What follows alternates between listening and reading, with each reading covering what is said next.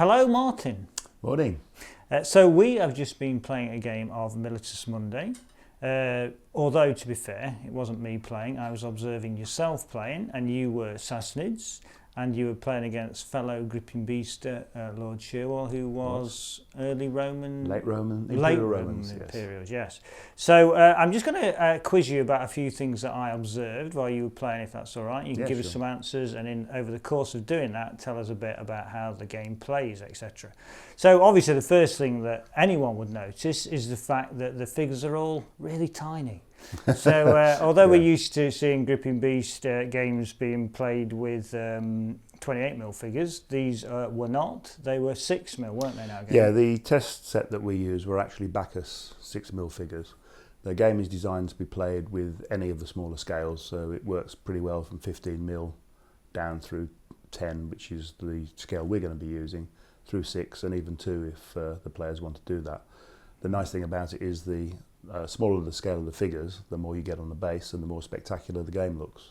And was that your driving force in creating the game in the first place? Did you want a grand scale kind of game? Yes, it was. I mean, I love the spectacle that you get when you put ever more figures on the same base. You know, if you use the size of base we're in for this game is 80 by 40mm.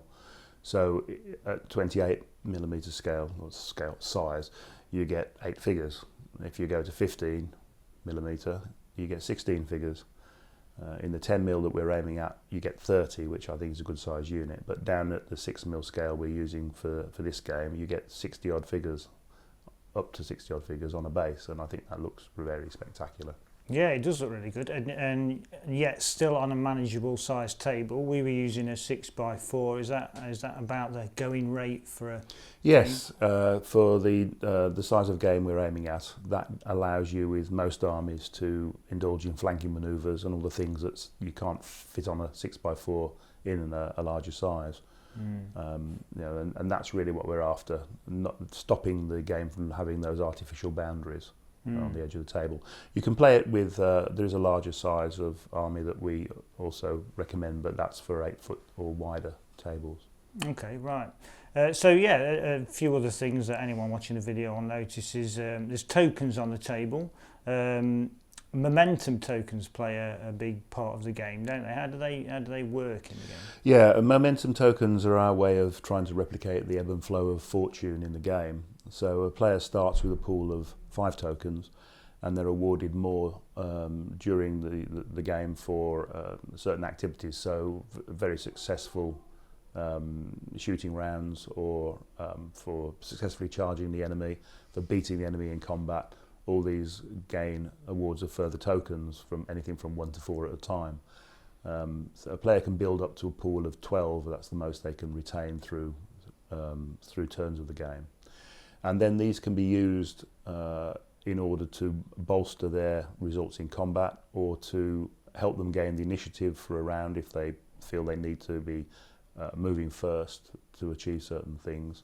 And that, just as I say, enables us to see that a player that's done quite well in the early stages of the game will have more tokens than the other when they come to the important combats. Having more tokens isn't an automatic guarantee of success. It just helps to tilt the odds a little bit, but it's perfectly easy to recover from that if you're playing the game properly. So it's just another edge, and it enables us to put a few mind games in, because players can conceal the number of tokens they're going to use on any part of the table from their opponent and bluff them a bit. And the fact that you're introducing more decision-making processes into the game always adds a bit of spice. People seem to enjoy that.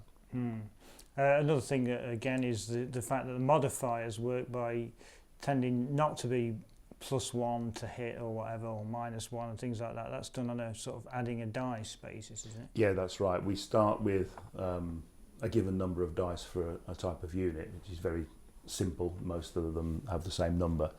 We're using a dice on a to hit and so on basis, but there's always a 50% chance of getting a hit.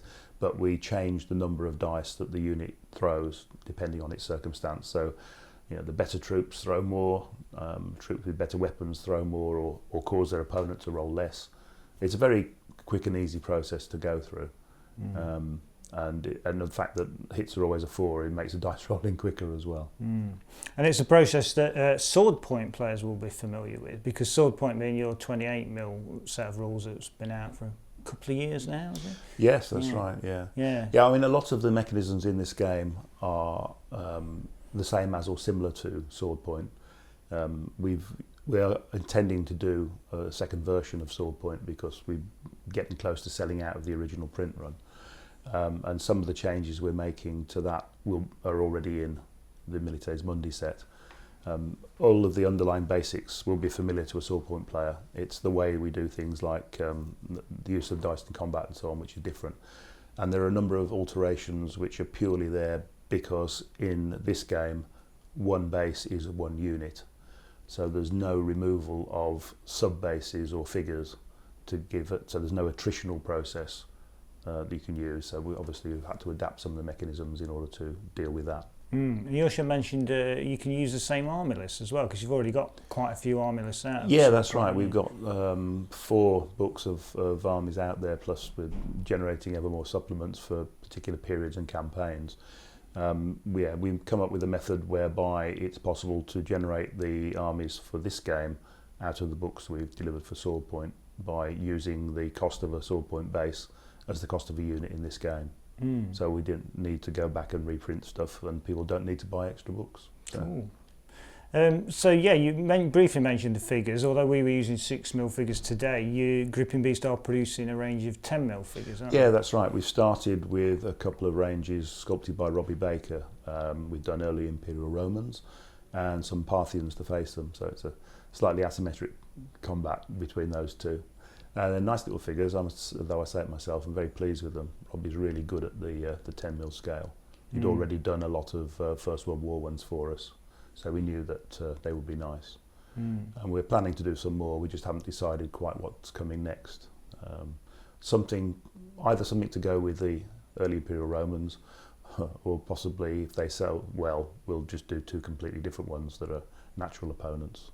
But we haven't decided so far. Okay, right, well thanks very much for that brief introduction to the game. It really was good fun, so yeah, I look forward to seeing how it expands over the coming years. Thank you. Cheers, Martin.